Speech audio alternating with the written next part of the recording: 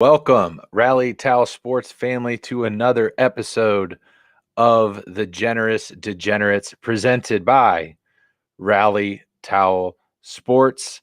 The ESPY nominations are out, and we've got our own little twist. We like the categories, we like them all, but we're going to add our own. We're going to add our own Rally Towel Sports ESPY, Ritzy Awards, if you will. So we've got those for you tonight. The Nathan's Hot Dog Eating Contest is but a week away, less than a week away from Joey Chestnut dominating the rest of the hot dog eating world at Coney Island.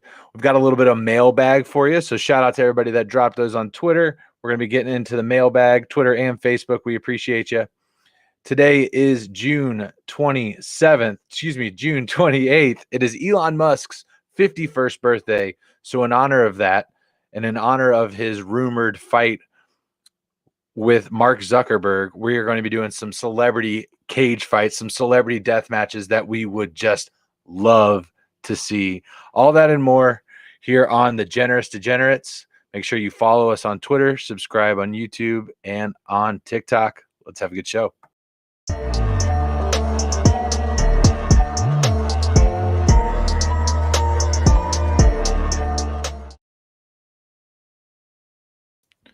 Good evening, world, and welcome to The Generous Degenerates.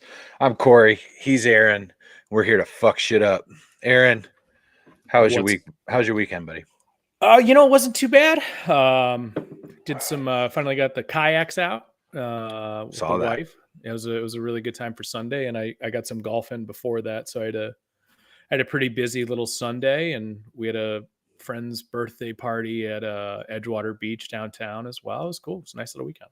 So how's the beaches in Cleveland? Like, what's it like? So Edgewater Beach is fantastic. It's just on the west side of downtown. It's probably about a mile and a half from the Brown Stadium. Because when you hear Cleveland, you don't think beaches. Yeah, no, I get that, but you also have a gigantic lake, like It's true, as part of your city front.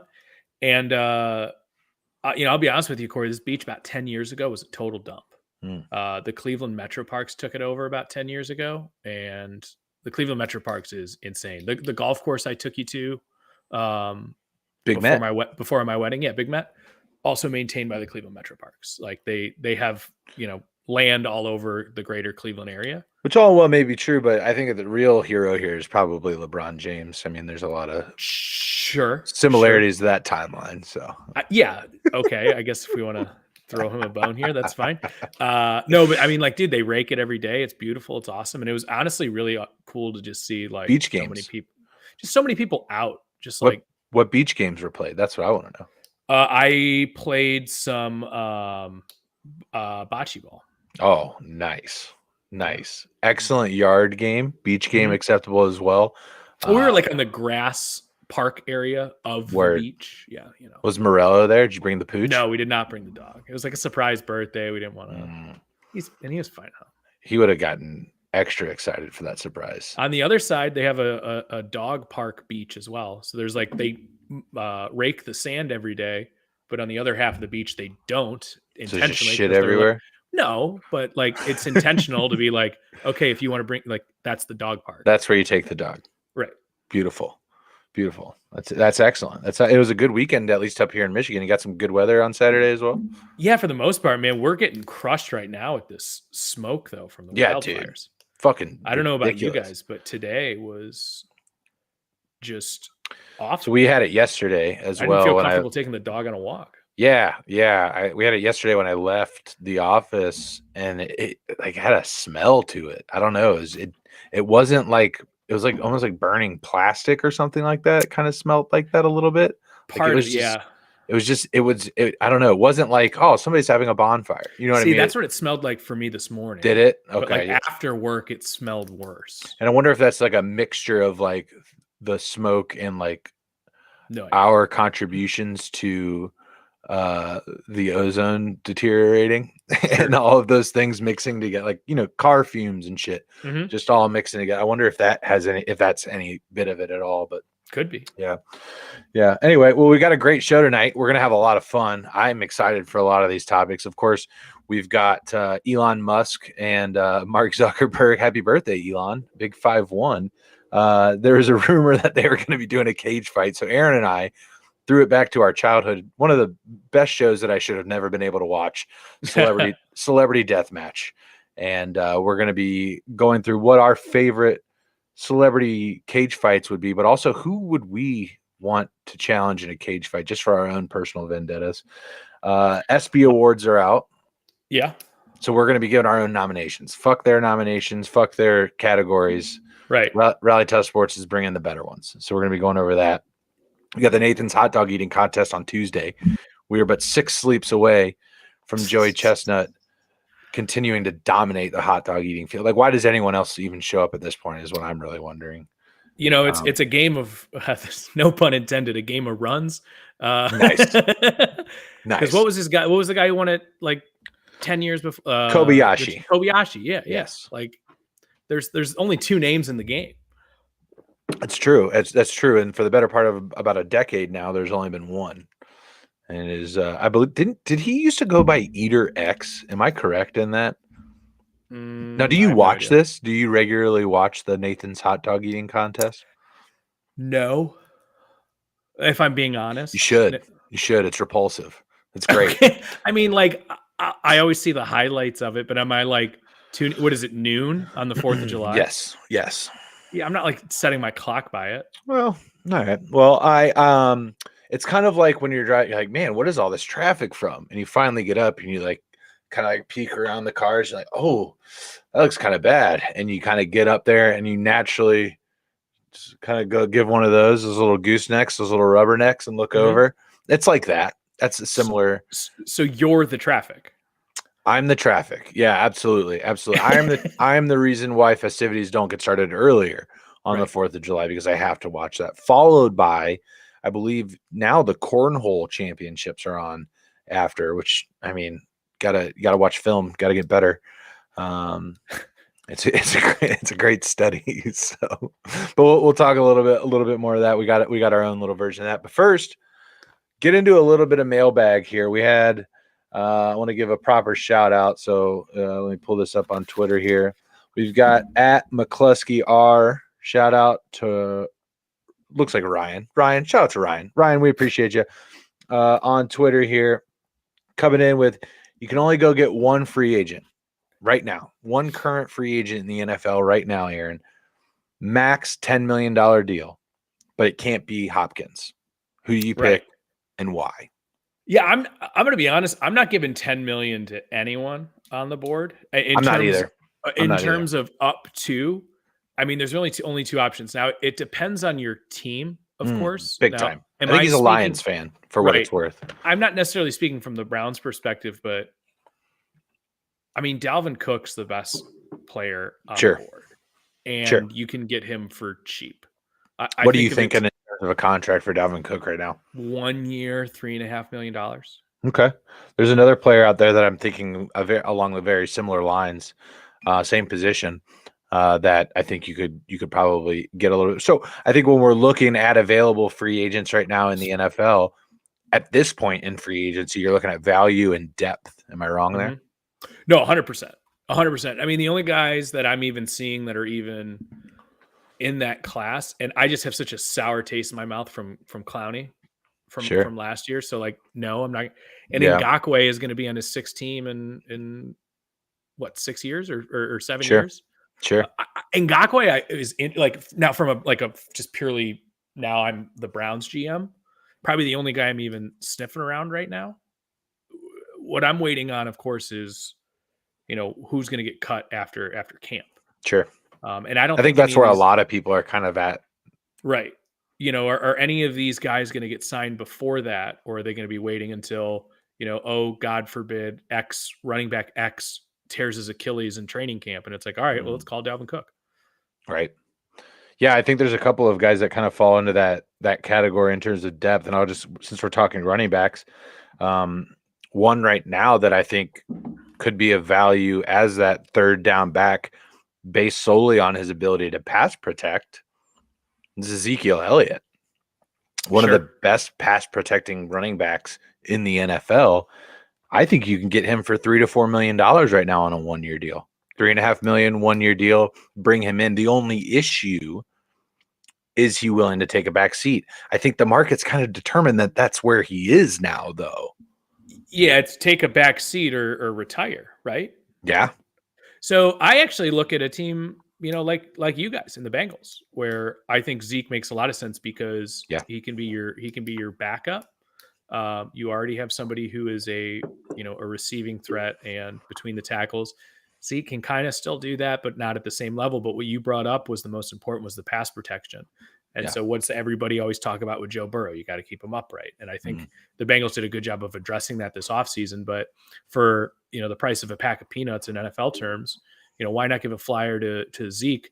And oh, by the way, little cherry on top, there's the Ohio State connection, or at least in terms of like the Ohio Sure. part of it, at least to maybe put a little more juice behind it. Sure. I think that there's something for that a little bit, maybe. I don't remember where Zeke's from. I would guess it's like Jarvis Landry going to the Saints last year, right? Sure. Like when he was in LSU. Like was it a big deal? No, but it probably gets a certain part of the fan base at least. Yeah, fan base is like, oh, cool, Jarvis, Cool. something like that. At the end of the day, production and Super Bowls are really at the end game, not necessarily second string running back jersey sales, but I think that there's a little That's bit not of even jersey sales, but it's just something to get the fans excited. Yeah, for sure. I think another running back that falls into that point, Aaron, and this one comes a little close to home here, is you're going to spend a little bit more on this guy, I think, but I'm going with Kareem Hunt. Yeah, I mean, similar to Zeke, just probably has a little more tread on the tire. Yeah, but I think you're going to spend a little bit more too, because I think you can get more production out of him. I think that this guy can be he can share a work. He can take more than just a third down back's carries, I think. Yeah. I think he's, for the most part, it's hard to say for me because I just felt like he had a very underwhelming season last year when healthy. I got to see him a little bit more to be not to be a dick. Yeah. Preface this, but the Browns had an underwhelming season last year. Well, yeah, for sure, but Nick Chubb didn't.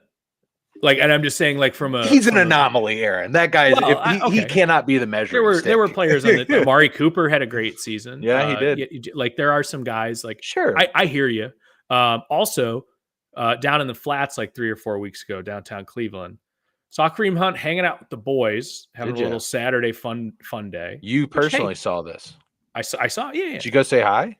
No, of course not. Come on. I'm not. No, he's he's not even on your team right now. Exactly. So just go what's up, Kareem? You should have what you should have done? You should have walked up to him and said, fuck Toledo, and walked away. That's what you should have done. Honestly, that's the only, I went downtown with Conley and just got some drinks and stuff. And that's exactly what I was thinking. And talons up, bitch. I'd rather not say that to a guy who could, just kill me if he wanted. Clearly, and it has a history of anger issues. That's a good call, Aaron. Good call. Yeah. But I'm just saying, is he taking it seriously this offseason?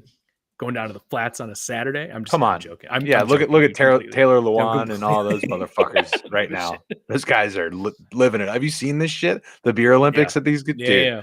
George Kittle, the man, just the man. Yeah, right. I want to party with George Kittle badly. I would. Right. Yeah, it'd be a good. What else you got? What else? Free agents. Shout out to Ryan again, dropping this in for the mailbag tonight. What other free agents under $10 million, not DeAndre Hopkins? Anybody else on your list? Honestly, there wasn't anybody else that was really moving the needle for me. So I'm looking at depth again, and I think there's a couple more that I would, depending on need, right? These are a couple of positions where depth is always a need, I think. First one, I'm going to start at a cornerback position. Marcus Peters, $8 million for Marcus Peters. I just don't think you need to pay that much. I think that's the roughly the market for that position, and he is still. And at the end of the day, a fourth string corner still sees the field more than a second string running back, for instance, just based on the amount of nickel that teams are playing, the injuries that happen. Marcus Peters, not $8 million, $7 million. Add some depth to that corner room. Again, this is just depending on the team. Ryan dropped into on Twitter earlier, and the Lions, I don't necessarily think need to go after that. They addressed the defensive back room in this offseason at the at the beginning, the onset of free agency. So I don't necessarily think that the Lions need to go do that, but there are teams out there that need cornerback depth. And, Marcus Peters is a guy that you could just plug in there. He's a veteran. He's only 30. No, I'm sorry. Is he 28? Is he 28 years old? I don't think he's even crested 30 yet. You can check that one for me. We can get the interns in the back to look that one up. The other one that I'm looking at, Simple again from a value perspective, Carlos Dunlap at a $1 million Sure. deal. Okay. That's what the Chiefs paid him last year, and he went out and Yeah. got a Super Bowl.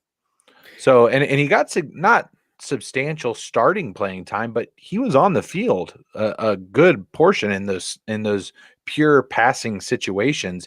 He's a kind of a guy that just pins the ears back and goes and pass rushing depth. Who doesn't need that? Right. There's a Yeah. lot of teams that could use pass rushing depth. A $1 million flyer, like you said, which is at this point half a pack of peanuts in the NFL. That's a pretty nice little value there, wouldn't you say? Yeah, no, I would, and again, it's more so. I guess when I was reading the question, I'm looking at the $10 million tag. Obviously, it says it's up to. Yeah. Of course, there's still guys that are worthwhile players, and really, frankly, Hopkins is the only one Yeah. who, in my opinion, is actually worth that amount. So But where's he going in your opinion?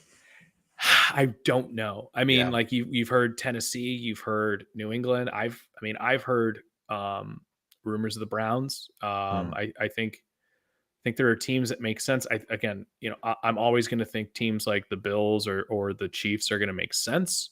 Yeah. I don't know. I really don't. And frankly, I think if I gun to my head right now, I had to pick a team. I guess I would pick the Patriots just because that's the one I've heard the most noise around. Sure. But I feel like this news kind of changes with the wind. Yeah, I think honestly, I don't know if I'm D Hop. I have a hard time going Buffalo right now. I just don't necessarily believe in the scheme that McDermott has around that team right now from an offensive perspective, that's going to put me in a position to be as successful as I could be.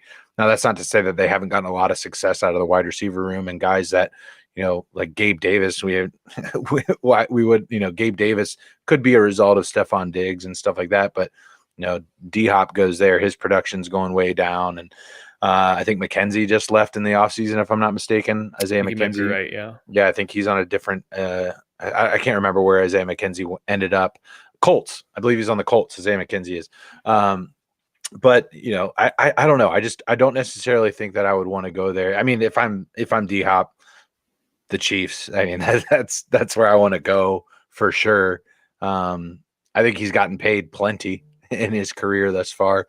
I think he probably wants to be on a contender. That's why he went to Arizona. He thought they were going to be a contending team. Oh, he got traded there.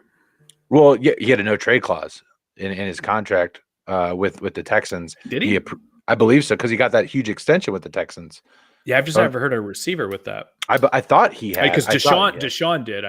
Would have been surprised if they. Yeah, I could have been mistaken. I could be mistaken from that. So apologies there. But I'm pretty sure he signed off on that. But I could be wrong. I could be wrong. Anyway, yeah, I don't know. I have heard the most noise about the Chiefs, about the Patriots, but I don't know if I'm him. I'm like, yeah, I want to go catch balls from Mac Jones and Matt Patricia as my offensive coordinator. Oh, Patricia's gone, dude. Of course, Patricia's you know what I mean, though. Like they're putting a guy that should be folding fucking towels in charge of the offense. It was a defensive background.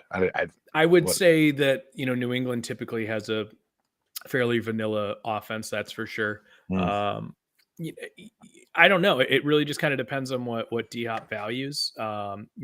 He could very easily sign, with the Chiefs in the same way that like people or players in the NBA sign for much less than they're worth because they're like, listen, I just want the ring.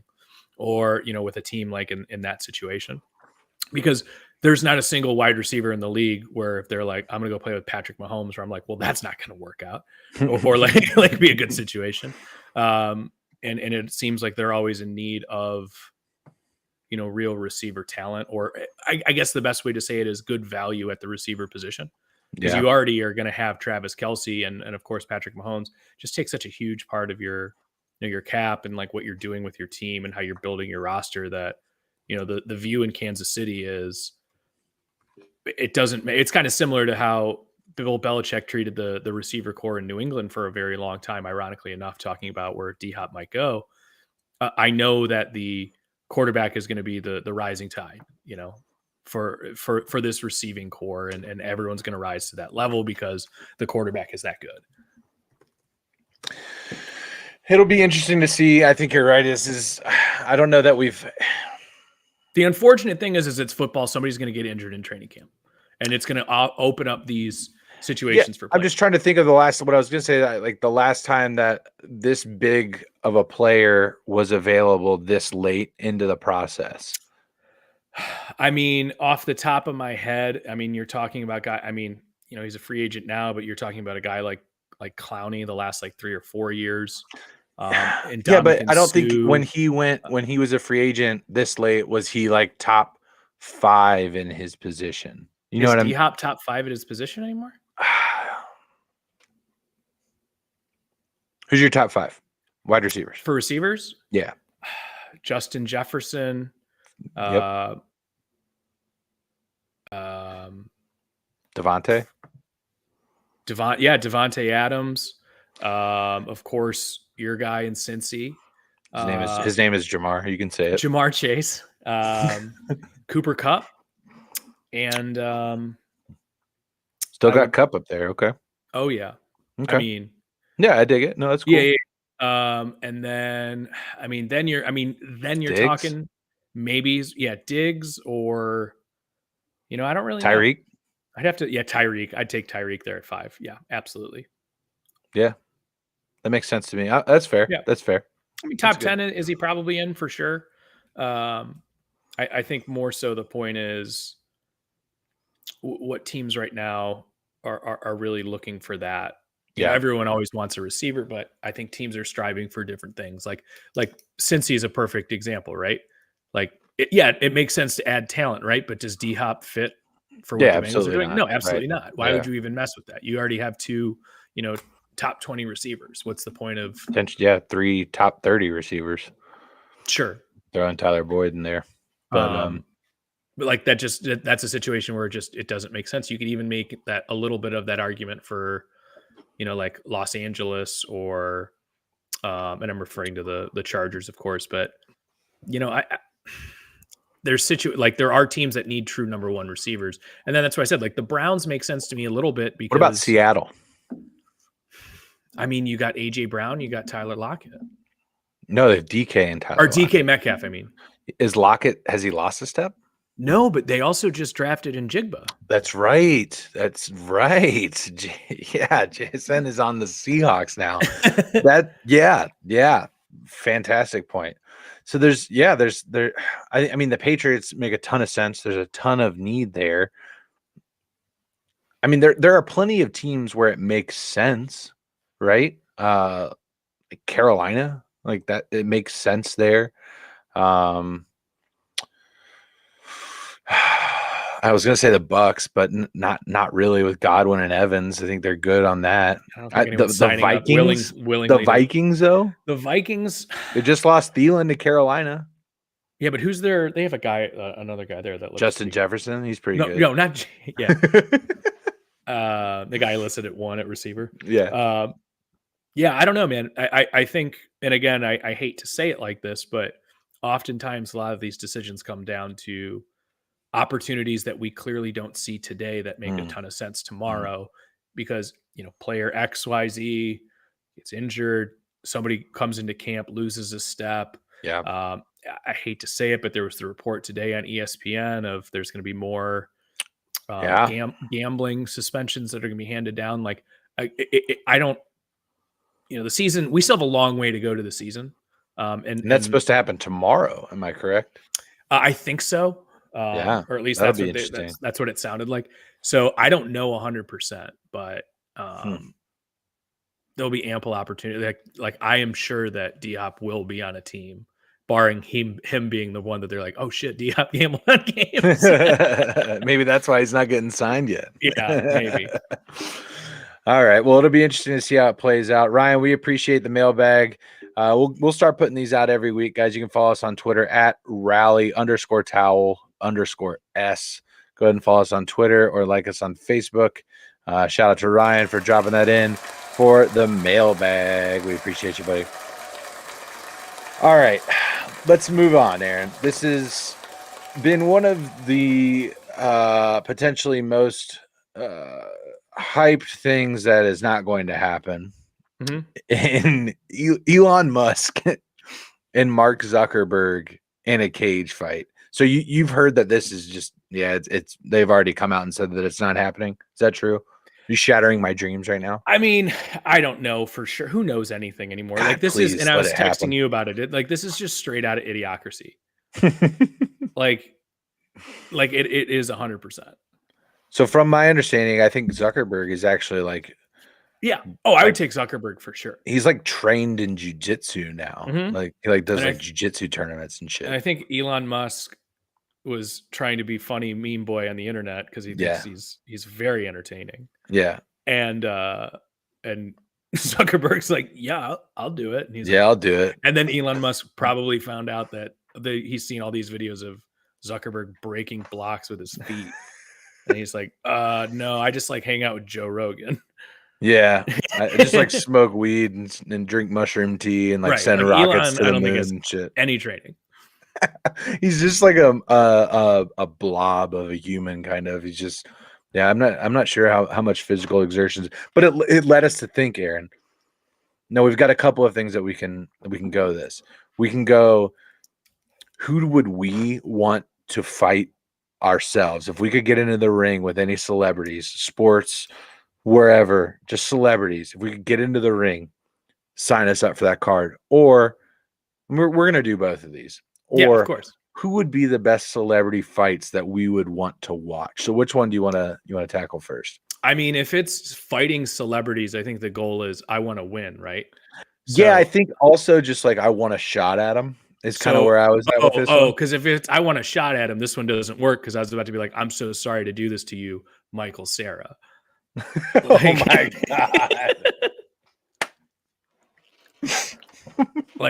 I'm just trying to get in the win column here. No, I get it. Yeah, you're starting your record off with a great win. So let me roll off my first one, my one of one.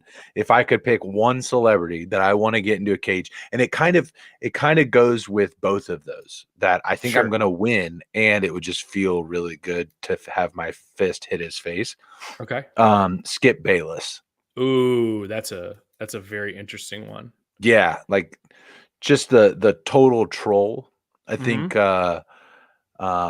shock jock is the best way to describe them. And there's just a certain part of me that really grinds my gears, Aaron. Yeah. Okay. So I think Skip Bayless is somebody that one I would just, I don't know, but that dude for 70 years old, he works out a lot. He's pretty ripped, but I just feel like I could, in the words of Shane Gillis, punch assassinate him just with one hit. So I think that's just where I'm at with that one. Who else you got? In terms of who I'd want to take down? Yeah, who you want to fight? I think, oh God, I just had it in my head. And Ryan, thanks for liking the stream, buddy. We appreciate you. Oh shit, what's his name?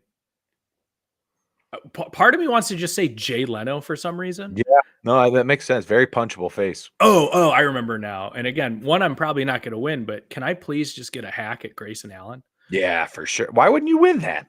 I mean, he's like 6'8". Yeah, but he just looks like somebody that's never had his ass. And then, of course, just adjacent to that, because they have the same face, it's just Ted Cruz. Yeah, no, that one you're winning for sure. Yeah, that one I'm winning for sure. That one you're winning for sure. So along that line of Ted Cruz, I'm going Sean Hannity. Yeah, get me in there with it. Get me in there with that guy. Give me the spin zone. Oh, that's Bill O'Reilly.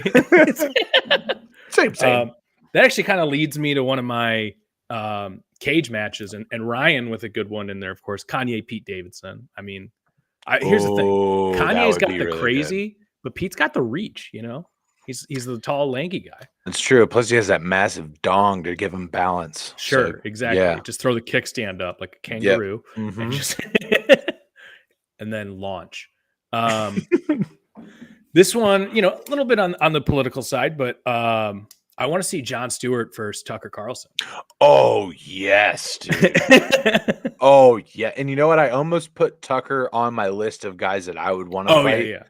But I took him off. That's I decided against it. You know, since he's been off Fox News, I've been seeing him on the socials, and he's starting to talk like a normal person again. So that's interesting. Let me finish up my list of people that I would want to fight real quick. Oh, okay. These next two, I'm probably not going to win. Sure. But I have a lot of sports life that has been hurt by these people. So first things first, Hines Ward, very Sure. punchable face. Oh, just this all the time, just smiling like a motherfucker when he's coming across the middle and blindsiding a fucking linebacker. Patrick Mahomes, I'm not winning that one at all, but You're just trying to, dude, come on. nah, fuck him. I don't like him. I don't like him. I don't like him. And then final one. This one's for society, Aaron. This is one that I'm just going to put the team on my back, and by the team I mean most law-abiding citizens and fathers. I'm going R. Kelly. Somebody get me in the ring with R. Kelly. I'm winning that one. There's not a force on earth that could keep me from winning that one. So I'm going R. Kelly. Bernie Madoff still alive? Let me get in there with him. Who? Yeah, I think he is. Yeah, I think he is. He's just in prison. Yeah, just chilling, like rich prison, but like though. Nice prison. Yeah, he plays badminton. And they still can smoke. Yeah, he smokes cigarettes and like he has cutlery that is like that doesn't get recycled and stuff like that. Yeah, absolutely. Let's see. Ryan come in with a comment. He said, "Mine would probably be Bryce Harper. F that guy." I think it's pretty easy to do it for like athletes, like guys that have gone against your team. Like I can't tell you how many times I've wanted to punch Steph Curry in the jaw. Draymond? Yeah. Well, I'm smarter than that. He would decimate you. Cody, liking the stream. What's up, buddy? But yeah, I think everyone has had that instance with with an athlete who has tormented you. Kyle Schwarber, I've wanted to just deck right in the face. He would murder you. Yes, I know. But I get one shot in, and then and then just yeah, exactly. Just I'm just a normal person. Ryan coming in with another comment here on celebrity matchups. You'd want to see Shaq versus Barkley. I'm taking Shaq in this one all day. All day. Yeah, I mean, you got to take Shaq. Diesel. Yeah, he's a diesel. Also, they would never fight. They would never fight, though. Yeah, but he's younger as well. I'm not mistaken in that, right? Sure. Oh, yeah, no, of course. Yeah. Plus, fairly active. And have you seen Charles' golf swing? It's gotten a lot better. Has it? Yeah. Good for him. Good for him. He actually worked with like a legitimate like PGA swing coach. Yeah, I mean, he could have worked with me. Don't get me wrong; he's not good, but for somebody who played as much as he did and was like he doesn't jerk in the middle of it anymore. It's a smooth bad swing now. I've got a daytime television showdown. You just want to take on the entire view at once? No, no. This is now my celebrity matchups I want to see. Got it. This is guys I want to see fight. I want to see Dr. Phil versus Dr. Oz. I want to see that. Just be really funny of guys that are just probably not really doctors that claim to be. It's like you got your PhD in mathematics and like somebody is there a doctor on this plane? He's like, yes, me. Not really. Any other celebrity matchups you got? Yeah, I want to see Howard Stern versus Stephen A. Smith. Howard Stern versus you have to mute the whole thing. You wouldn't want it. They're both just like New York, like or throw the Mad Dog in there too. Like, dude, Stern is like 6'6", isn't he? He's big. He's huge.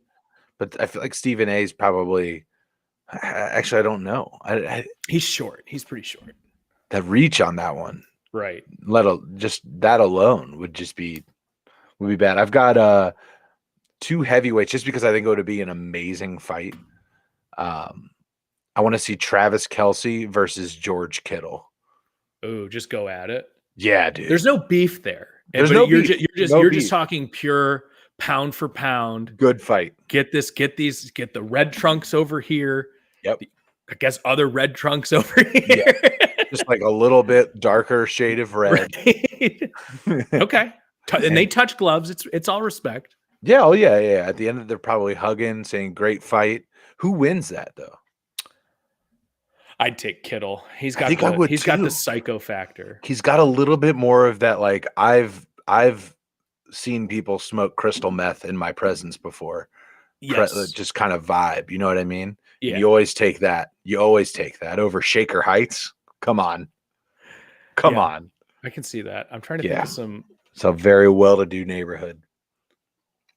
Yeah, in terms of celebrities going back and forth, I'm trying to think of other celebrity beefs in general. I know Ryan had did the Kanye Pete Davidson, like that's, that would Here we be. go. Here's What one. do you got? Brandon Phillips versus Yadier Molina. Whew. I'm sorry, guys. I'm taking Yachty. I think that makes sense. I think Yeah. that makes sense just because he's a little fucking bulldog. Right. But those guys they had beef their entire career. Obviously saw a lot of each other, the Reds and the Cardinals. So a couple of bench clearing brawls, which I believe Todd and Bobby talked about last week on their show. Charles Oakley versus Lambeer. Oh, okay. Now we're talking. Just get these old guys. Here we go. Here's one for you. This is a true Royal Rumble, if you will. Okay. It's a 3-way fight. Give me Tobey Maguire versus Andrew Garfield versus Tom Holland. I want all the Spider-Mans to fight for the crown. This is just a meme in the making. Who is the real Spider? Yeah, this meme. Yes, I want to see it. And the final one I've got, this is just because it would be hilarious. And I'm not really sure who would win. Tom Segura versus Bert Kreischer. I'd take Tom. I think I would too, but at the same time, Bert's kind of got that hidden athleticism that's just there. It's just there, and underneath all of the cirrhosis and double cheeseburgers, I think he's just got something in there probably. He might, yeah. I'm still taking Tom. Just from like the discipline standpoint of being able to train and get ready for the fight, I think Tom wins that fight. I think so for sure. Yeah. Awesome. Any other celebrity matchups that you've got off the top of the dome here? No, we kind of touched on them all. No, I don't think I got any left. Chad, if you got any, throw them out to us. We're gonna keep moving on with tonight's show. What do we get one in the chat here? Yeah. Oh, okay. This one doesn't make sense to me though. This one Adam hurts. Sandler, by all accounts, is like the nicest guy in Hollywood. I just don't see him fighting anybody.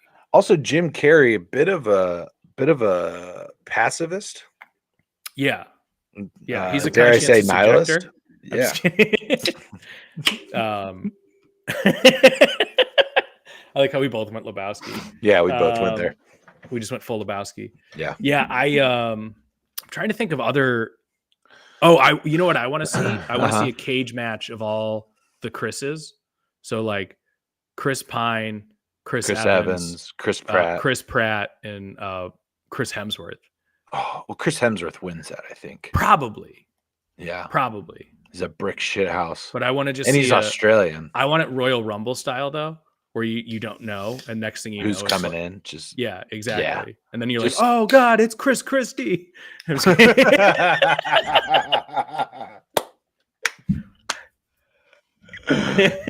Chris Jenner. Yeah. Right? Yeah. Oh, that's Chris Jenner's music. Yeah, that's fantastic. All right, beautiful. Thank you, ladies and gentlemen. Again, keep dropping them in the chat. If you guys aren't already, make sure you follow us on Twitter.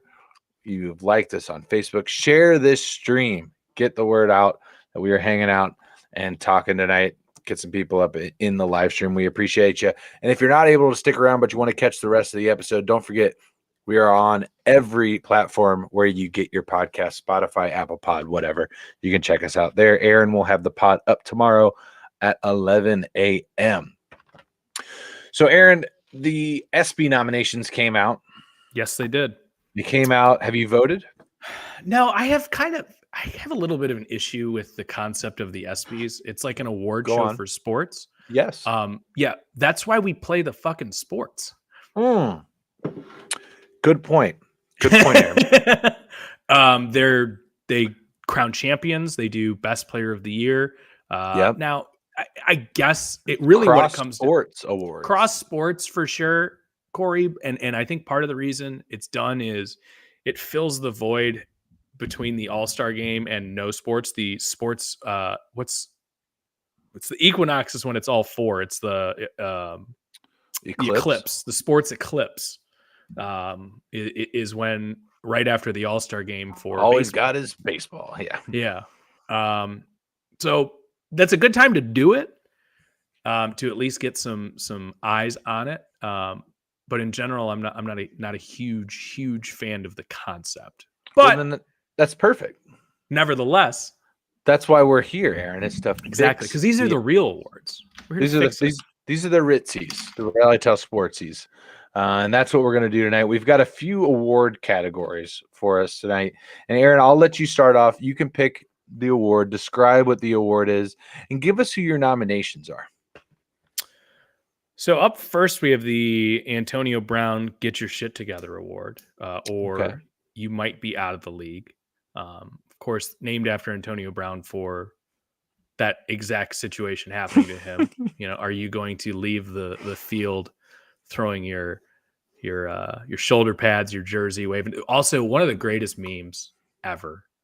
Just leaving the stadium and you're just like I did this. It was immediately after March Madness tips off, everyone's tweeting that out. Like, me to my bracket. Like, we had fun.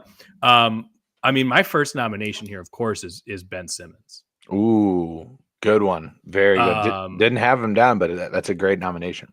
Yeah, Ben Simmons. Listen, buddy. I know you're riding out your contract. That's great, but from a basketball standpoint, you have been a pile of hot garbage. Yep. You have now on your second team here. Keep it. This 3 years ago, this guy was like first team all defense. Rookie of the year. Yeah, the fake version where he sits out his rookie year. Stole it from Donovan Mitchell. Yeah. Yeah, right. That whole thing, which I actually thought was made me think about it, where I'm like, why should he get rookie of the year? He's been hanging out with the team for a year. That's a much different adjustment to playing your first NBA game than literal rookie. So yeah, I'm going Ben Simmons here. He's been a disgrace to NBA basketball. He's been a disgrace to the 3-point line. He's been a disgrace to jump shots, Corey. I love it. I'm going to stick in the NBA with my first nomination. Okay. Not a guy that needs to improve the game. It's everything outside of that. Mm-hmm. It's Ja Morant. Get your shit together or you're going to be out of the league, Ja. What the fuck are we doing? I've even seen clips of guys that are in actual gangs saying, you're not one of us, dude. Stop it. Whatever you're trying to be, it ain't you. Be you. And that will be fine. And unfortunately for Ja, he's lost tens of millions of dollars by missing, the whatever NBA team for the escalator for the second contract. He is losing game checks by getting suspended by Adam Silver for going back on his word for the gun videos. Yeah. Brother, you're the NBA. Okay. You don't need to be flashing guns. You don't need to be, you know what? If you're an NBA player and you're like, I want to go hunting in Montana, and I want to go to a shooting range. Yeah. Do your thing. Do your thing. Do your thing. There's something wrong. It's not the gun. It's the way he's going about. Yes. So I agree with the you. Implication. Okay. Yeah. 100%. No one's getting hurt. No one's being hurt. 100%. It's the implication. Now, It's Always Sunny reference for those. Not to just stay in the NBA, but I feel like guy drafted right before him, Zion Williamson. Dude, I almost put him on my list. First of all, let's go down the list for Mr. Zion here. When healthy and playing, looks like a perennial all-star, first, second team, all NBA type guy, potential MVP of the league, game-changing, no doubt, wrecking ball force. No doubt. The guy looks like he's eating himself out of the league. Those fucking beignets, baby. Okay, we got to talk about have you seen all the off the court stuff with Zion lately? With apparently there's a star. It's a porn. She's a porn star. She's an adult film. I don't know what else I'd call her. I don't know who she is. A young starlet. Of the night. Lady of the evening, if you will.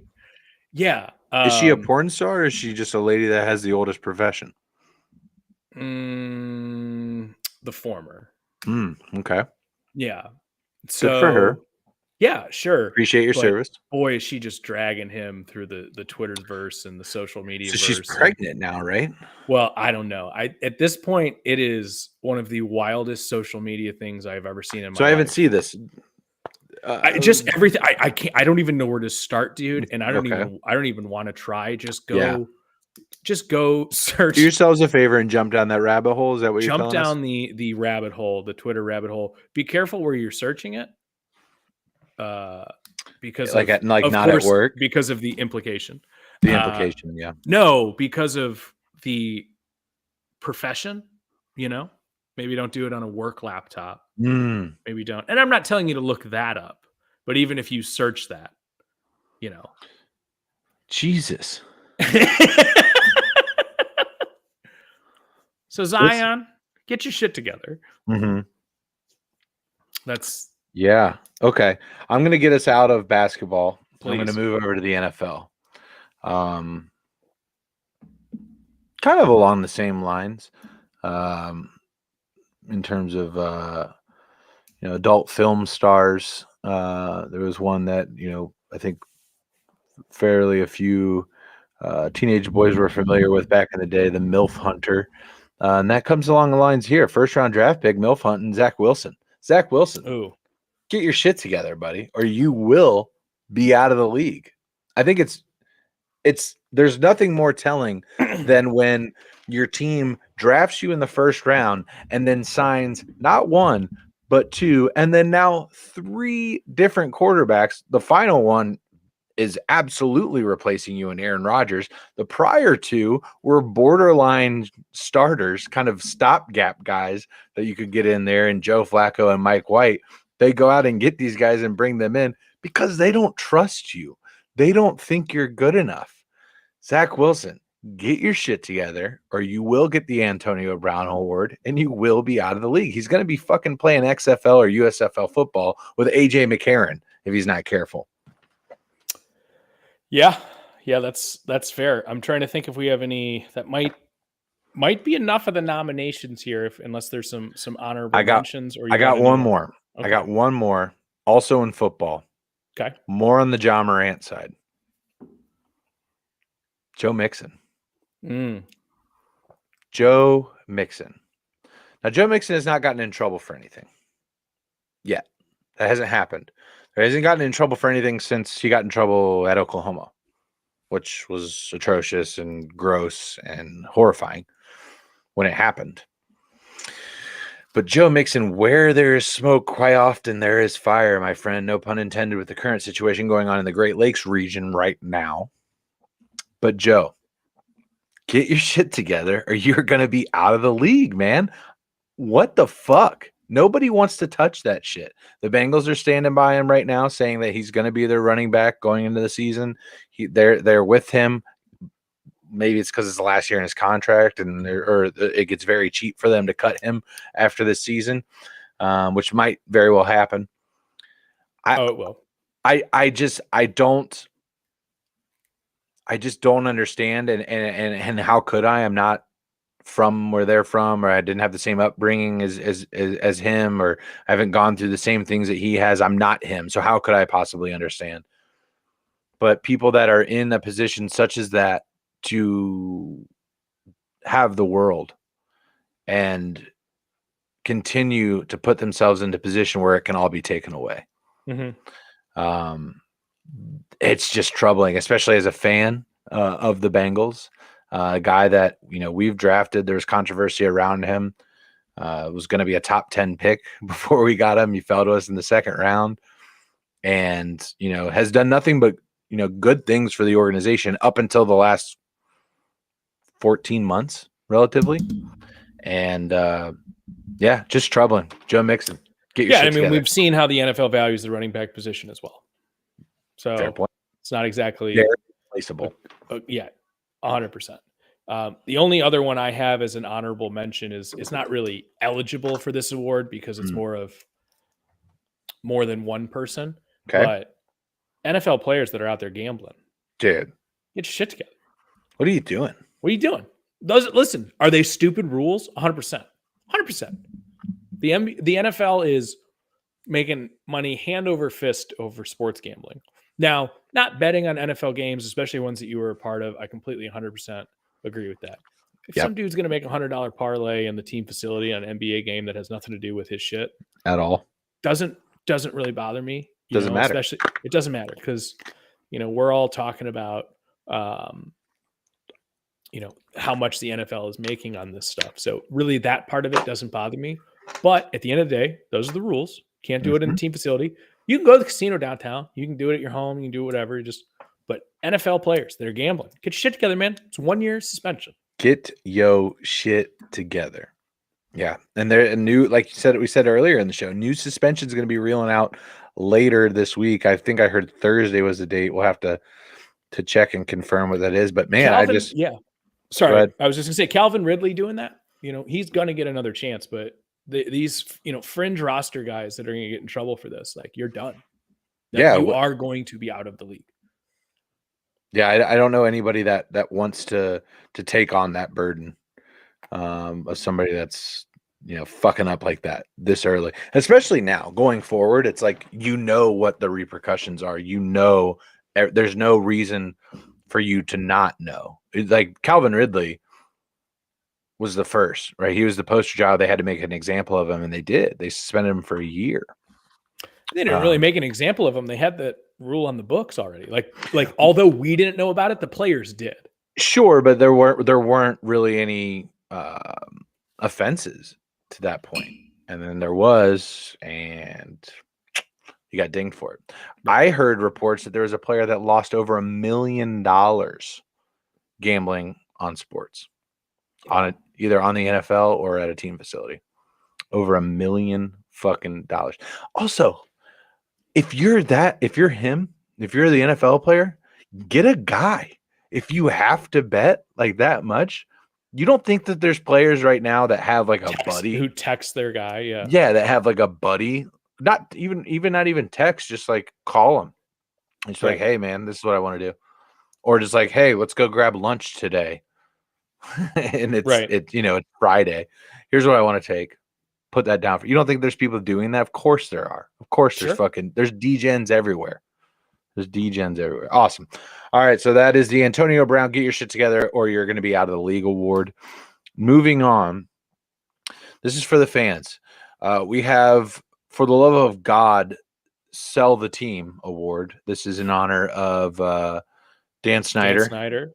Donald Sterling, all the atrocious owners that are in sports. So most of these guys actually haven't, at least reportedly, haven't done any of the horrible things that those two have done. At least the ones on my list. But just for the sake of the fans, sell the fucking team. Aaron, who's your number one nomination? How many nominations do you have? First of all, I have 2. I have 3. So let me lead this thing off here. Go ahead. First one. Mike Ilitch of the Detroit Tigers. Sell the goddamn team. This might be one of the longest rebuilds that I have ever seen in sports since selling off the entire pitching staff, which if you look back at that Tigers World Series pitching staff, loaded. Absolutely loaded to the fucking gills, bats everywhere. If Justin Verlander doesn't shit his pants in the World Series, the Tigers are probably World Series champions that year. Triple crown hitter in Miggy in his fucking prime, probably one of the greatest hitters we've ever seen in our lifetime, Aaron. Clean his entire career as well. Mike Ilitch, sell the team. For the love of God, sell the team. I love it. I feel like this is a pretty easy one, but definitely one that needs to be said. This last year, notwithstanding, because I guess they made the playoffs and did okay, but we're going to James Dolan here in New York with the Knicks. Wow. They have been. I don't think there's been a better stadium for the fans of New York, where everyone's like, showing out at the Garden. It's because New York fans actually have a deep love and respect for the game of basketball. Sure. And James Dolan has done nothing to put a actual competitive team, as well as being a very, very petty person. It kind of Dan Snyder-esque, where throwing fans out and stuff like that.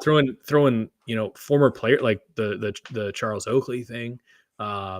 Just the arrogance, of course, that comes along with it, and just an utter disrespect for a fan base that listen. I'm not going to sit here and say I'm a huge New York fans fan, if you will, but there is something about the mystique of the Garden. Yeah. And when you hear, I've heard enough players talk about the energy that comes from that building that I at least have respect for the basketball fans in New York. Yeah. Um, It's hallowed ground. Yeah, exactly. And it's a shame, that a team as historically relevant as the New York Knicks have had nothing that has come there. I mean, you saw Durant and Kyrie go team up in Brooklyn when New York had the same amount of cap space to get that deal done, because frankly, no one just wants to play in New York because of James Dolan. So I've got another one here that I think is pretty obvious, but needs to be said. John Fisher, the Oakland Athletics, for the love of God, just sell the team, dude. Just sell the team. The fans aren't the issue. The reverse boycott demonstrated that tenfold. The fans are not the issue. It's the product that you have refused to put out on the field. That's absolutely what it is. Absolutely what it is. So John Fisher, for the love of God, just sell the team. Keep it in Oakland. I know it's not happening. They're already gone to Vegas, but it's just a shame. It's a shame that you're seeing a sports town like Oakland that has some of the most passionate, if not egregious, fans in all of sports. Living here in Detroit, I've heard people that went to that ALCS where the Tigers were playing the Oakland Athletics, and brutal was the words that they have described that scene as. Wearing a Tigers jersey and going into the Oakland Coliseum. Absolutely brutal were the fans. Obviously the Raiders black hole. But even now, Golden State has moved to San Francisco, if I'm not mistaken. So they're not even in Oakland anymore either with their new arena. So every single fan base, sports team that was associated or relatively associated with the city of Oakland is or will be gone from that city, and it's just kind of sad to see. Sure. Another one here that I'm not going to pretend I know a ton on, but Bruce Sherman of the Miami Marlins. They've had a pretty solid year this year, of course, but I mean, you're talking about a brand new stadium where you can't even fit anybody inside of it. There's no relevance or of anything that has gone on for that team. Again, Miami is a pretty, I know they're not known as a great sports town, but I know there's a lot of baseball fans that reside in Miami, and I just feel like they, do a terrible job of marketing that there. It seems like it's a third class thing to do in Miami, as well as this gorgeous new stadium, and you've had records of what, let's see, 69 and 93, 67 and 95, 57 and 105 going back to 2019. Like, they just have done nothing to put anything on the field. And there are rumors of the team being up for sale, but I'm sure that's music to Miami Marlins fans' ears. So the final one that we got in, it's very interesting that 4 of the 5 nominations for the love of God, just sell the team, the Dan Snyder Award, are all baseball. I mean, it's one of the sports where ownership matters. Yeah, ownership does matter. Ownership, yeah, absolutely does. I'm going Bob Castellini here. I'm going Bob Castellini, owner of the Cincinnati Reds, and kind of in a similar sense that you're saying, that don't be blinded by recent success. Exactly. The Reds are in first place right now. Right. Last I had checked, they were beating the Orioles to try and maintain that. Let's get a score update here. They're still beating the Orioles right now. It is 6-4 in the top of the 7th. So, but yeah, don't be blinded by the recent success. This organization, this ownership group, has proven time and time again that they are not willing to do what it takes to win a championship in Cincinnati. And one of the, as you have even said, Aaron, one of the most, if not the most, historic baseball towns in the major leagues. Mm-hmm. This is the first professional baseball team. Cincinnati is a baseball town. the recent success of the Cincinnati Bengals and the recent atrocities that have occurred at the hands of the Cincinnati Reds have turned it into a football town. It's not. It is a baseball town through and through. They are diehard about their Reds. Northern Kentucky, Eastern Indiana, people from West Virginia, all over the state of Ohio, Kentucky, Indiana, West Virginia, wherever, even down into Tennessee, the Reds are king. The Reds are a huge organization that has a massive fan base around the country, and they continue to demonstrate that they don't have the testicular fortitude to put the money where it matters and bring in what that team needs. They have a limit. And I understand being in a small market caps them a bit, but at the end of the day, baseball is the only sport where if you're willing to spend the money, you can put yourself in a position to at least be competitive in October. You can be in the conversation. You can buy a roster in baseball. You can do it. Can. Absolutely. Yeah. And again, that's why ownership matters so much. And it's kind of just a small tangent here because I find it so interesting because, I had spent some time in Cincinnati, but, spending time in other places around the country, cities really do have that pulse to it. Like Cincinnati being a baseball town. And I always say that for Cleveland is a football town. And it's never more evident than, we had LeBron James and we really got on board with being a basketball town.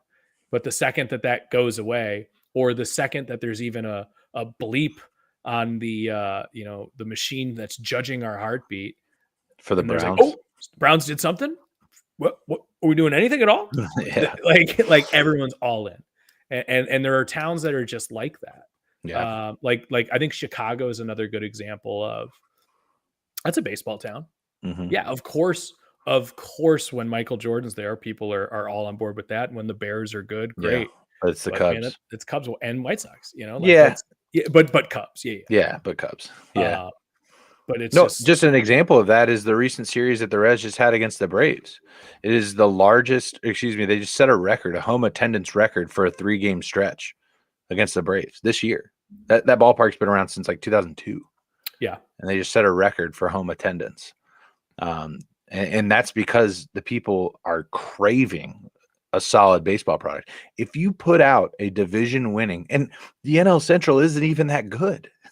It's not even that, if the Reds aren't in first place, or you put them in another division right now in first place, they're not even in second place in any other NL division. Yeah. So if you put a team out there that's winning the division, winning baseball games, winning series, has something exciting about it, they're going to turn out. They're absolutely going to turn out. And I just don't understand that from an ownership perspective. Like, you're going to make your money hand over fist by putting a competitive team out on that ballpark. But yet the money lies with TV and not with ticket sales. So for sure. There we are.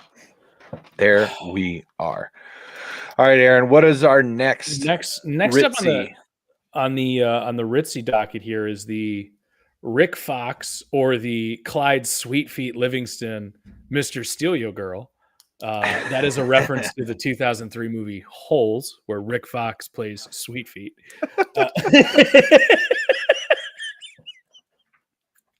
Hey, steals bases. I thought it worked.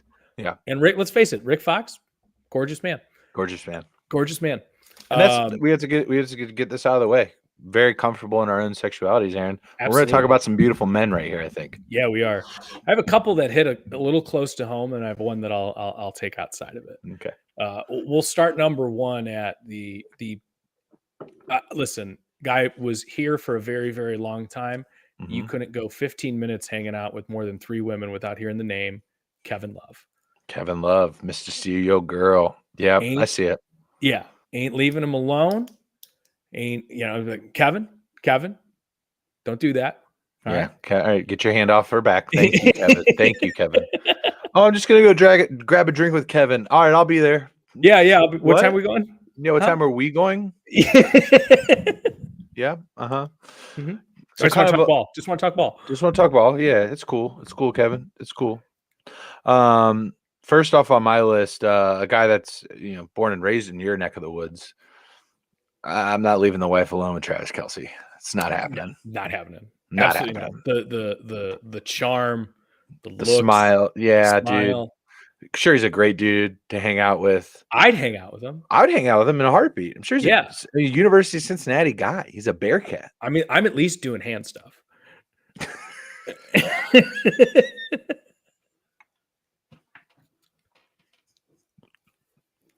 So I hear you. Oh shit! All right, Travis Kelce. Yeah, Mr. Steel girl. I'm not leaving her alone with Travis Kelce. Completely understand that. Again, just another one from hearing it all around the water cooler. It's Kevin Stefanski. Really? Dude, slick fox. You know what? I have seen some TikToks of the Daddy Cougars. Stefanski. They Yeah, call him Daddy Stefanski. that's interesting. Oh yeah. Haven't Here's heard the same about Zach Taylor. Here's the thing. Yeah, he's got a little more of the baby. It's the salt and pepper with the beard and just the. He's it's like a poor man's George Clooney, which isn't an insult. Yeah, by the way. no. Got the quiet. I'd love to be a poor man's George Clooney. Oh, me too. I'd prefer financially and looks wise. I'd fine with being just a. I'll just take Clooney's money and look like myself. I'll do that. That sounds fun. I think that'll get you halfway there. Yeah. I mean, if you want to throw a mall Clooney in there, that's fine too. But like, probably. So you're going water cooler stuff you hear around, and yeah, these are just ones I know. No, like I know is the answer. I know. I'm right here with you. It's Joe Burrow. Yeah. I mean, the wife has even said it. I mean, oh, look at this picture of Joe Burrow with his shirt off. It's like, all right, yeah, okay. Looks like he's been working out. Like he's gonna have a strong arm next year. Yeah, but could absolutely steal anybody's girl easily. Yeah, JV9. If he wanted to. Yeah, I think he's a little bit more just reserved. Likes to probably play a lot of Rocket League and listen to Kid Cudi. Right. Taking some CBD gummies to go to sleep, stuff like that. But he's got like that quiet demeanor to him too, where you're like, but he has just that. I feel like he just radiates confidence. Yeah, and it does something, makes it move at least a little, you know. So you took one of mine, which was Kelce. Okay, it's the perfect pick. So I'm trying to come up with another one. This is a little old school, but when you take a look at this guy's rap sheet. Dude, it's Derek Jeter. Oh, Jeets? Yeah. Jeter or, of course, Tony Parker.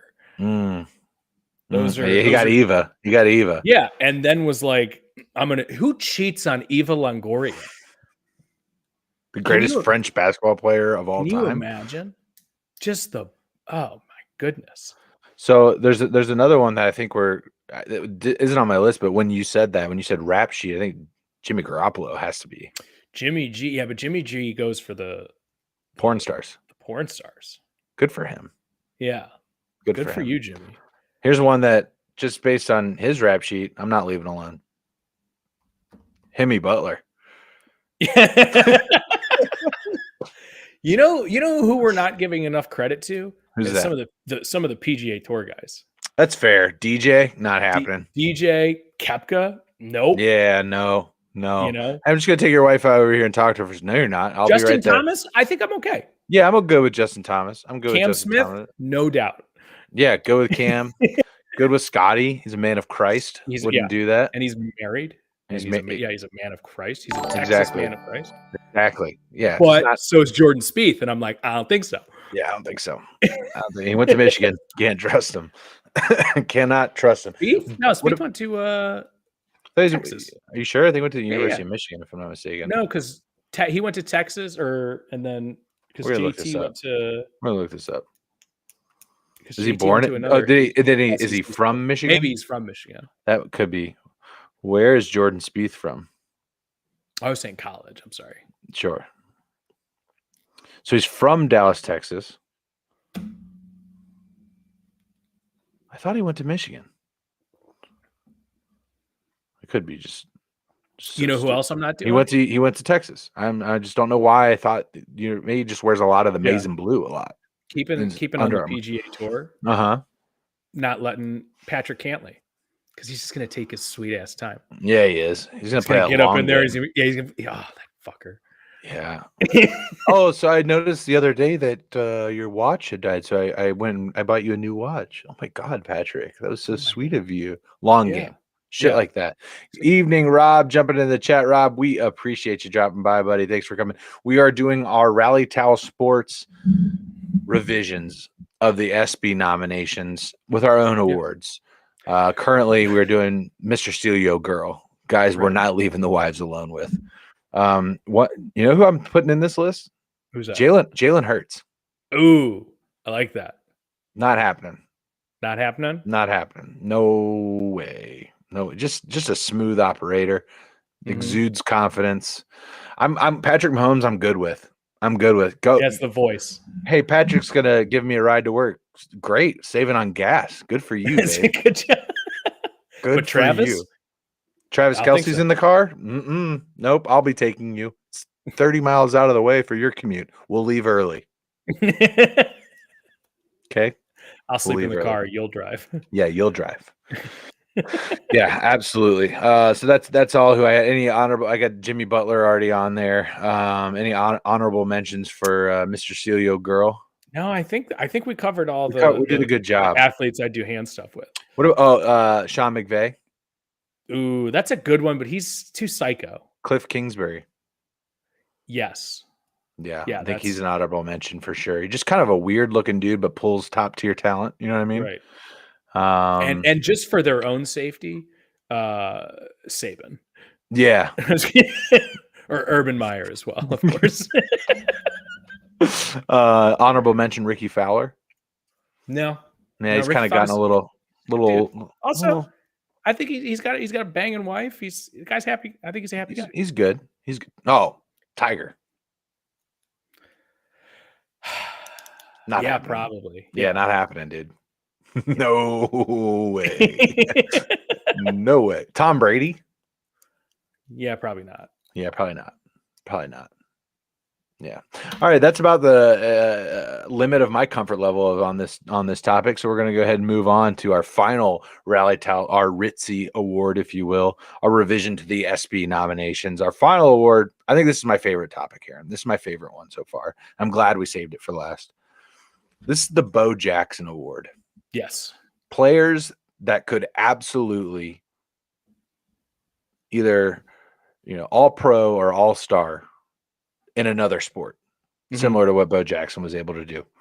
So how many nominations do you have? I have 3. I have 4. So I'll go ahead and knock out my first one. I'm going to go Tyreek Hill, track and field. Okay. Okay, so we're going that route. All right. Could absolutely potentially be an Olympian in track and field with his just outright speed. Yeah, I mean, he is like when you see him on the football field, he's a different level of fast. Like It's everybody stupid. on the field is fast, but he is. I mean, Cheetah is such the most appropriate name for him. It's ridiculous, but yeah, I don't understand it. He hits this different gear. Like there's guys who have come into the league. Like I think of somebody like Percy Harvin, right? Yeah. Like he Yeah. came into the Chris league and was Johnson. like, yeah, and you're like electric speed, and you could see it, but it was like these lines, like we were like, oh, he got the corner, he's gone, no one's gonna get him. But he kind of had to angle his way to get to that point. Tyreek Hill is just like all over the place, kind of like how like a fly hovers around, where you're just like you can't understand how they're taking these angles and keeping this speed. Yeah, that's a good analogy. Who you got? It's obnoxious. This one might be unpopular, but I challenge you to tell me anyone who's been like a better just all around ball of an athlete the last like 12 years. Okay. Russell Westbrook.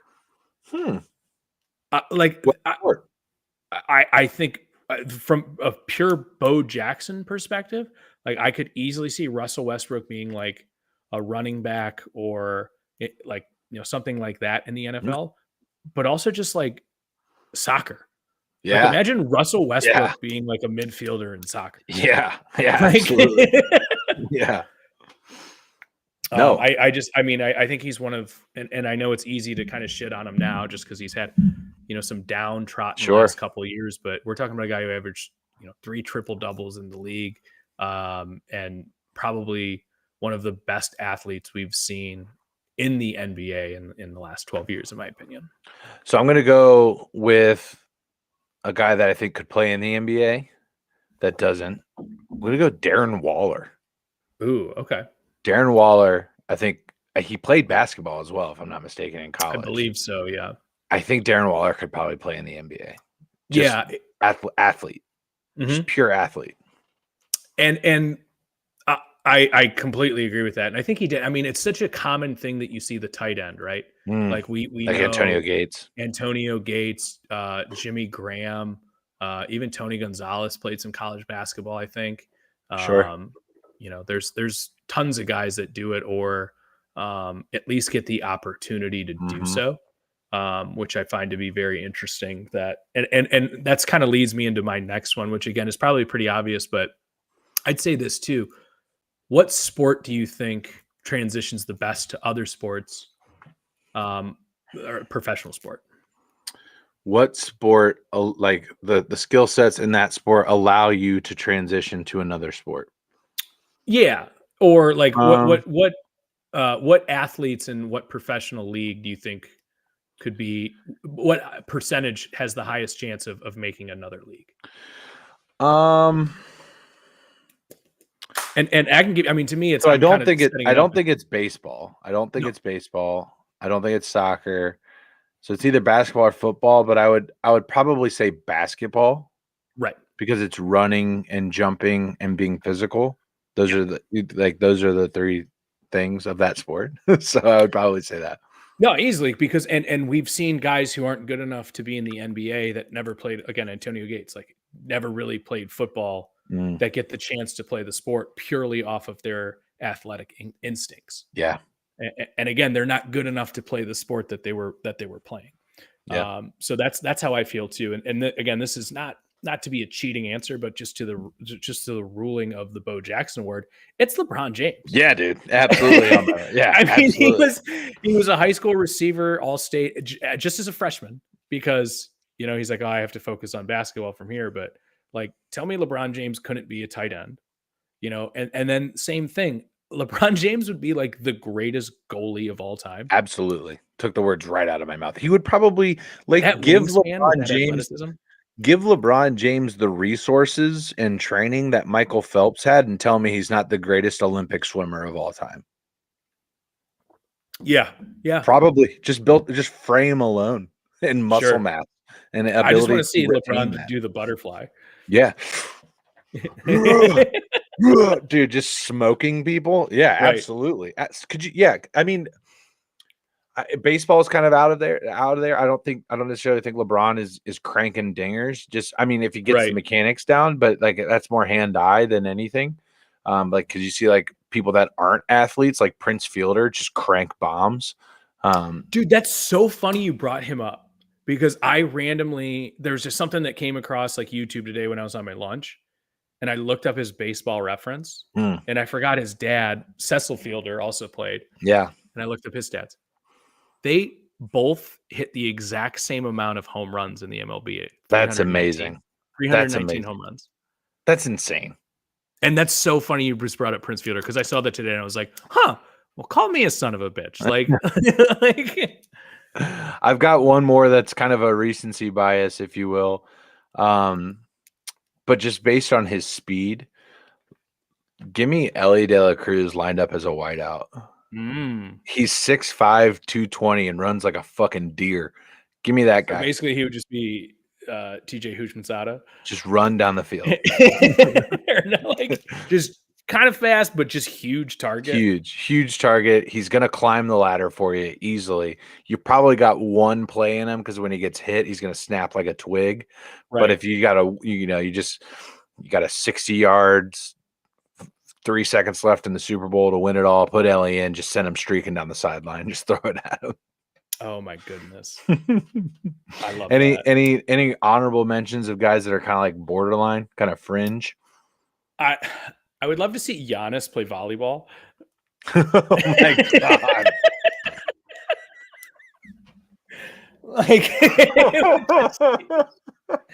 I feel like it would just be so stupid. Oh my God, that would be hilarious. Otherwise, I think I would also love to see Aaron Donald like wrestle or like Yeah. do like some kind of Strongman competition. strongman right, exactly. Yeah. I think that would be a really, really good one. But I think the easiest one to predict to other sports is basketball. So I was kind of struggling a little bit to find a few others. I think But I yeah, would love Aaron to Donald would be see. interesting. I'd like to see Vince Wilfork be a competitive eater. I think is what I would like to see here. I think that guy could Nice transition. put down some chow. Yeah, you're welcome. I think I'd like to see that guy put down some chow, which of course brings us into our next topic for the evening. And that is our Ritzy nominations. Our next topic for the evening on Tuesday, America's greatest athlete, bar none, will be looking to continue his streak of dominance, uncontested for the last decade. No one can even sniff his jock strap. We, of course, are talking about Joey motherfucking Chestnut in Nathan's hot dog eating contest. Has there been, I mean, this is a sport. We're going to qualify it as it's a competition. It takes physical ability to be able to do this. These guys train. The physical toll that this takes on someone is insane. And Joey Chestnut, is he the greatest of all time? I mean, it really depends. At eating hot dogs specifically. Well, yeah. Of course he's the best. Like nobody even, holds a candle to him in that regard of eating hot dogs. Just a very, very niche sport. Very specific, but yet majestic in a way. My favorite part about the Nathan's hot dog eating contest is the post interview. And you've got soggy crumbs of bun around the face, sweat pouring from this person that is his body is working overtime to try and digest the insane amount of calories that he's just put into his body. And the best, the dogs are really fast today. I was able to get them down like that. That is an adjective that they use to describe hot dogs as fast. They like them room temp, from what I've gathered. Not you don't so want much. you don't want actual hot dogs. That's an esophagus burner. Right. Everyone's eating pizza rolls too early. Right. You know exactly what I'm talking about. Doing the dragon. Learned a great tactic for that, actually, from my wife. Shout out to Mrs. James. Pop them open a little bit. The corner. Yeah. You just take the corner, just rip it.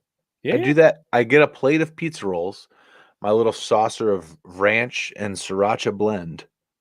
And ranch at that stage is just an ice bath. It is. It's also a conduit to allow me to eat more. And I just rip the corners off of every single one of them. All just 4 corners. No, just the top one corner. Yeah, corner. Okay.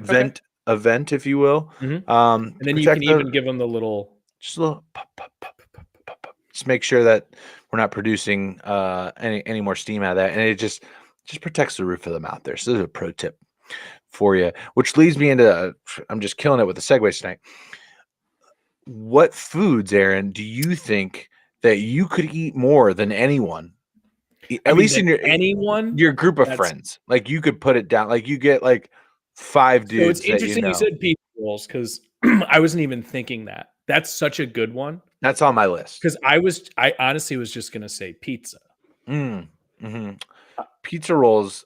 I don't know what it is about the ability to numb the sensation of feeling full. It's an unholy amount that I can consume at one sitting. Yeah. No, I could see that. The one I did have on my list, which is in the same kind of, pocket full of meat category, pot stickers. Ooh. Ain't anybody beating me in a pot sticker contest. Yeah, I'm going to give that one to you. I don't know that I've ever tested my limps on that. Normally, because it's an appetizer to either the hibachi or sushi that's coming up next. But sure. But you could do a mess of them pot stickers. I could. Well, what I'm saying is I could. Yeah, I choose them as an appetizer as well. How many plates of them you getting? Well, I mean, I can't tell you the last time I've been to like an all you can eat, but it's you get like to go Chinese food, you get I'm always getting an order of pot stickers. I like it. For me, I just don't know what it is, but if you get me one of my favorites, it's a broad topic, a broad food category rather, but I will consume more cereal than anyone that you know. I promise you that. I promise you. Multiple boxes of cereal could be put down and I feel nothing. Good one. Now, are we including the milk? Absolutely. Are we just raw dogging cereal? Here. No, we need milk, similar to the way that Joey Chestnut needs water. Okay. I need something to break it up a little bit because I can't just fucking go in dry. Right. I ain't doing that. More ways than one. Right. I think cereal is kind of I've never left eating cereal, and I've eaten a lot of it in one sitting, but I've never left a sitting of cereal going like, ooh, I am full. Basically, for me, what happens is, Corey, you need to stop because the amount of sugar that you've just put into your body is not good. So give me a cooler full of ice cold insulin and unlimited supply of milk. I'm out here, just nice IV, a doctor watching you, maintaining your levels, blood pressure and blood sugar levels. I think easily putting down. How many bowls? 3 to 4. You remember the old like Raisin Bran where they're like, if you have bran flakes as opposed to Raisin Bran, you're basically eating, and like the bowls just keep going up. You're eating the bowls that keep going up. Yeah, I'm not fucking around with you right now, Aaron. Like, give me Frosted Flakes or Reese's Puffs, or even like a solid Captain Crunch, or like, but not. I was going to ask, what's the cereal we're having? Captain Crunch, but more specifically, Peanut Butter Crunch. Ooh, I'm putting down. Also delicious, and I'm not an elitist when it comes to cereal. You know, I fuck with some Crispecks. You know what I mean? I'll sit down and I'll put down more than my fair share of Honey Bunches of Oats.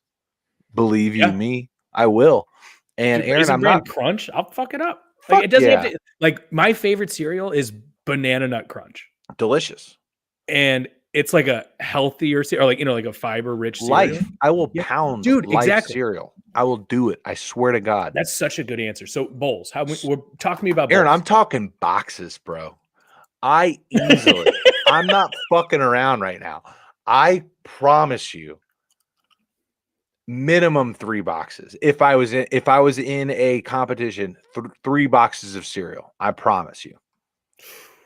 It's disgusting. It's disgusting. One of my favorite things, like, as my jaw will get tired before I get full. I love that. One of my favorite things that I've done with my wife before is like just have a Sunday morning where you just kind of, get up slow, just crush some children's cereal like Lucky Charms, Fruity Pebbles, Captain Crunch Berries, and then just watch like old cartoons. Like what? Throw some SpongeBob on, some Hey Arnold, Doug, some Nickelodeon stuff. That was my stuff. Cat Dog, and just crush cereal. Just sugar cereal. It's fantastic. I don't know what I'm doing for the rest of the day. I don't know how productive I'm going to be, but I think you know how this Sunday started. I'm not going to say it out loud. There were some, some things consumed. Some herbal essence. Yeah, exactly. We got high.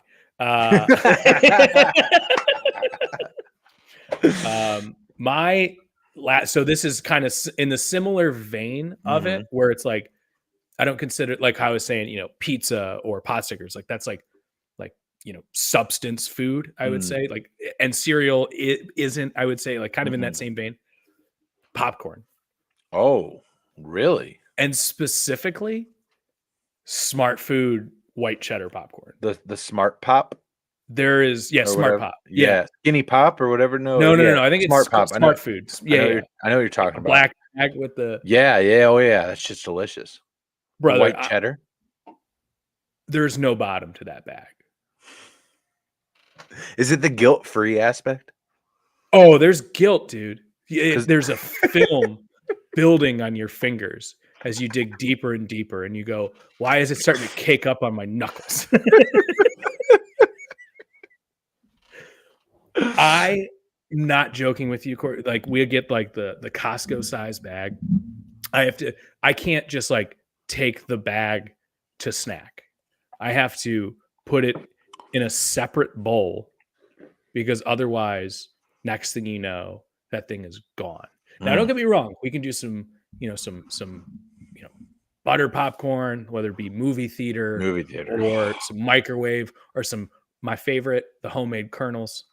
Doing them up that way. You want to know what the trick to that is, Corey? Such as this. You heat the pan up with the oil. Let's hear it. You throw 3 kernels in the bottom. Second those 3 kernels pop, throw them out, and you dump in your kernels. I ain't letting my kernels sit in the bottom while it preheats. No, okay? That's that. rookie moves. I need to know when it's the perfect popping temperature. Popping temperature. There is no bottom to a popcorn for me. Good for you, man. So you're always spending that extra quarter and getting the large at the movie theater. Oh my God, that's of course. You just kind of fuck with yourself. You play coy with yourself when you go there. I'll take a medium popcorn, please. Please. Would you like to get a large for a quarter more? And you're like, yes, I would, Daddy. And I start rubbing my nipples. Yeah. And just pouring the butter on myself. And giving. Could you just give me a cup of that butter, please? No, I have to hand the popcorn over to my wife and be like, "Wait, get this away from me." We're not even through the previews. Dude, I am such a bad habit. Drinks for me are the worst in that sense. Like, I can't financially support Starbucks from my own perspective in that, like let's say just like, you know what? Like normally if I'm like, I need caffeine, I need a coffee, I'm just going to get like a blonde roast, like a tall blonde, or if it's hot outside, I'll just get like a venti iced coffee with just like a splash of almond milk, no syrup, none of that shit. Just give me the coffee. I enjoy the flavor of coffee. Let's say it's 3:00 in the afternoon on a Saturday and my wife is fucking roped me into going to Target with her. Which has a Starbucks. And she's like, yes, I would like a venti with the all this shit. I'm like, you know what? I've got a bit of a sweet tooth, and that sounds fucking delicious. I'll get like a venti caramel macchiato with an extra shot. Love the caramel macchiato. Delicious. Probably the most, that's the Frank Gore of Starbucks orders, right? Just consistent. Just 3 yards in a cloud of dust. It's there. And that's basically me drinking it, Aaron, because by the time we've left the Starbucks and before we even get past the women's lingerie, it's gone. It's gone. I'm putting it down like it's a fucking shot of Crown Royal on Bowling Green on a late Friday night in 2012. That's what's happening with those things. I'm putting them down. A bad day to be a bottle of Crown. Yeah, very specific reference there. But that's so funny because, dude, I'm the same way. Like Starbucks, we do Starbucks as a treat, and we go. We take the dog with us like pretty much everywhere because he's just not really, but we'll take him to the beach. Well, no, I was joking. Just kidding. We'll go on a walk and when you can, you take them. Some Starbucks, let's get some Starbucks, and they do the pup cup, right? Mm-hmm. And our dog is now just spoiled rotten that every time we go into the Starbucks line, it's like. He knows he's getting a pup cup because they're free. Like, sure, you can have one. You're a good dog. But the problem is when, same time, 3:00, on like a Saturday, that's a long drive-through line. Yeah. The dog doesn't understand drive-through. Yeah. It's like we place the order and there's like 7 cars in front of us. And he's just like, he's just whining in the back, like barking, like just like running back and forth. Like, why don't we have the whipped cream in a cup yet? What are we doing here? Why? Who's in charge? Excuse me. We'll start laying on the horn. But our go-to drink now is the brown sugar oat milk shaken espresso. Corey, it is, dude. I've gone golfing the last 2 weekends at like 8 a.m, and my little treat for myself for getting up is, dude, 180 calories in a grande. Like it's nothing. It's delicious. Let's go. Plus, you're going golfing. Yeah, I'm going golfing. You're gonna burn it off. Well, that's the thing. Like the macchiato, like don't get me wrong, delicious, but you're like, it's so much milk. It's a candy bar. And you're like, I can't. Can't do Or it. like the frappuccinos are like fucking milkshakes, and I haven't got They one of those. absolutely. Since I We was get in, them like, for the high school. girls all the time. Give me Yeah, I'll take a s- sip. a small, vanilla bean frappuccino. Right. It's a vanilla milkshake, bro. That's all Right. it is. That's All all it it is. is. All it is. So I've got one more on my list. This is a little bit more to like the things that you were talking about earlier, a little bit more sustenance into this item, but I am confident that I can eat more than most people of this item. Is it as much as like 3 boxes of cereal that I claimed I could eat? No. But I could eat a fuck ton of chicken salad. I could put it down, Aaron. You are and to be you're talking about like picnic chicken salad, not like a Picnic chicken chicken salad. like a grilled Yes. chicken. Okay. No, like picnic, like with the Yeah. mayonnaise. Talk to me here. What's the fruit? So thank you, Aaron. Thank you. There has to be a fruit. There has to be a fruit. If you don't have a little bit of that little sweet kick in there with the savory, you're not making your chicken salad right. Nope. There's 3 options. 3 options for me that hit out of the park. I'm going to start from number 3 and work my way up to number Love 1. it. Love it. Number 3, coming in at number 3, we're going with craisins. Craisins in the chicken salad. Okay. Delicious. Absolutely delicious. A little bittersweet flavor of the cranberry in there. I think that's kind of like the classic, or unless you just say like just straight up cranberry. Sure. It's delicious. But craisin, yeah. That's like Number the OG in my 2. opinion. Number 2. Coming in on the chicken salad fruit accompaniment. Grapes. Yes, that's my number 1. Grapes are delicious. Specifically red grapes. Specifically red grapes. Thank you very much for clarifying, Aaron. I tend to agree as well. Red grapes with the chicken salad. My number 1. Shout out to Mondo Subs. Rest in peace. Apples. Apples in a chicken salad. Mondo did the red grapes too. Did they now? Yeah. Look, we were living the high life and we didn't even know it. I wish there was a time you could know that you're in the best of times before you leave them. Yeah. Know what I'm talking about? Apples, man. Apples in a chicken salad. It's the crunch, I think, a little bit that you get with the grapes as well. Whereas like a craisin is a little bit more chewy. A good chicken salad, you got to have a nut in there. Oh yeah, a little walnut. Walnut, of course. A little bit of crunch in there, but also I'll do an almond though. You better put enough fucking mayonnaise in my chicken salad, buddy. Oh, you better put enough. And if you put Miracle Whip, if you swear to hold God, on. I'm gonna get in real close here. You tell him. If you put fucking Miracle Whip in your chicken salad, just don't do it. What are you doing on Tuesday? Not celebrating this country? Yeah, because you're a disgrace to it. That's right, Aaron. No fucking Miracle. We're using mayonnaise. All right, real fucking mayonnaise. It's good for you. Okay, I haven't proven that. Most scientific research would say otherwise, but mayonnaise is good for you. Okay, and you got to put enough in there because honestly, I almost to the point I don't want to have to chew it that much. You know what I mean? I want it to be able to be greased up and good with the mayonnaise to go down. Okay. If you want to make it a little healthy, which I'm not telling you to do. Yeah. Watch yourself. You can cut it a little bit. Some non-flavored Greek yogurt. Okay. Season it up. You can just Google like SPG, little salt, pepper, garlic, like mayonnaise seasoning, like kind of like give it like a little garlic powder, a little salt, a little pepper, a little tart, a little tang in there. But I agree with you 100%. Don't fuck with my mayonnaise. Mary will tell you the story from like when we like first started dating my wife. She one time got Miracle Whip instead of mayonnaise, and I was like, you would have thought she killed my dog. Yeah, I was like, don't you ever make this mistake again? It's like understood. Yeah. And I one of the things I recall from actually was Nate's bachelor party when we went grocery shopping. Yeah, you were explicit on mayonnaise. Also, you were just like, "Hey guys, I'm going to make some grilled sandwiches." It's like, "Oh great, Aaron, do you want me to grab the butter?" He's like, "No, it's okay. I've got the mayonnaise." I was like, "Huh?" And I felt almost as if you were the Aladdin to my Jasmine. Mm-hmm. And you said, "Corey, come on, sit down on this magic carpet here, and I can show you the world." As you spread the mayonnaise on the bread and threw it down in the frying pan, and you were just like, "This is how it's done. This is the way." You were the fucking Mandalorian of mayonnaise, and Mayonnaise Alorian. The mayonnaise Alorian. And I credit you for that. And yeah, just I think we should put Miracle Whip out of business, personally. Yeah, personally, I think they should all rot in hell. Yeah, and they're a detriment to this company. Chicken salad. Very it's good. like ISIS, Russian spies, and the creators of Miracle Whip, I think, are the top 3 threats to democracy currently in the United States of America. So that I had that down as well. Good. Perfect. So we're in line there. Anything else on your, like, I can put down more food?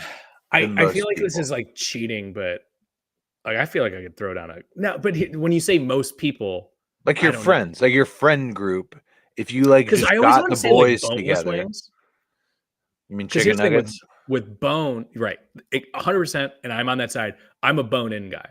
Yeah. But when I'm talking eating contest, I'm not trying to fuck around with bones. There are chicken wing eating contests. Yeah, but they do like one bite and throw it away. That's how it works. Oh, that's bullshit. It's just like you like take like just like the ultimate disappointment to most dads at restaurants. It's like, what are you doing over there, boy? There's a lot of meat left on them bones. Meat on that bone. There's a lot of meat left on there. Here, let me see that fucking thing. And it just like eats your carcass. It's like, cannot relate to that experience. Because when I was a kid, like by the time I was like 4, we'd walk into a restaurant and they'd be like, okay, and one kid's menu. And my dad would be like, no, don't bother. Like, because I would just. Oh, because you're just putting down food. Yeah. Good for you, man. Oh, yeah. Good for you. How many hot dogs do you think you could eat in one sitting?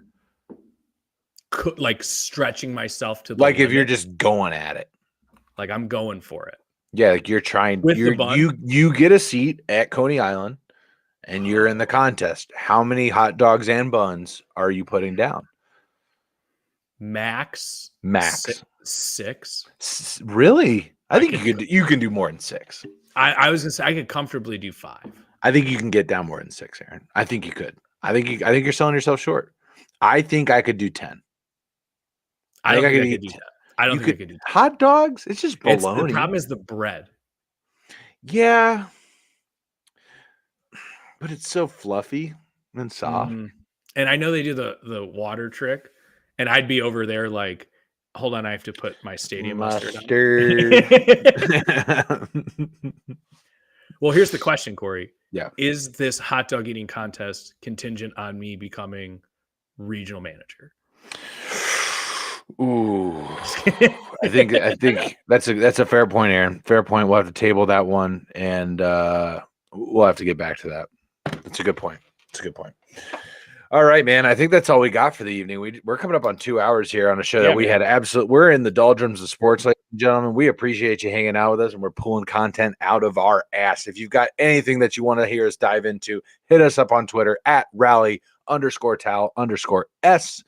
Like us on Facebook as well, and subscribe on YouTube.